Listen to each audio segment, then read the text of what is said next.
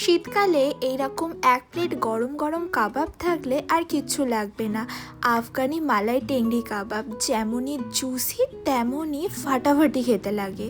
ফার্স্টে একটা মিক্সিং জারে কয়েক টুকরো কাজু, কিছুটা চিজ ও 2 চামচ পরিমাণে ফ্রেশ ক্রিম নিয়েছি, কয়েকটা কাঁচা লঙ্কা আর 3টে এলাচ, 1 চামচ পরিমাণে আদা রসুনের পেস্ট দিয়ে সব ব্লেন্ড করে নেব।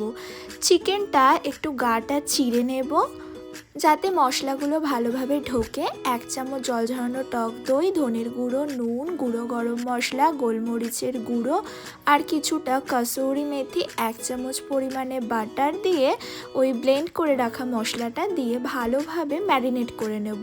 ভালোভাবে ম্যারিনেশনটা করতে হবে যাতে চিকেনের মধ্যে মশলাগুলো ভালোভাবে ঢুকে যায়।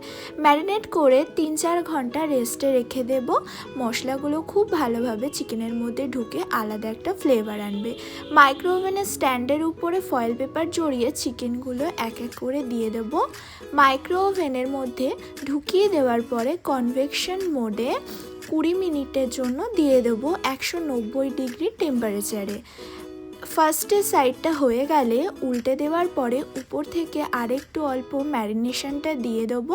এতে খুব সুন্দর হয় আর জুসি থাকবে কাবাবটা। আবার কনভেকশন মোডে 190 ডিগ্রিতে দিয়ে 10 মিনিটের জন্য কুক করে নিলেই রেডি হয়ে যাবে আফগানি মালাই টেংরি কাবাব। অবশ্যই একবার ট্রাই করে দেখো। আমি ওপর থেকে একটু বাটার আর ফ্রেশ ক্রিম আর কিছুটা চিজ ছড়িয়ে দিয়েছিলাম, খেতে দুর্দান্ত লাগে। কেমন লাগলো রেসিপিটা জানাতে কিন্তু ভুলো না। Thank you.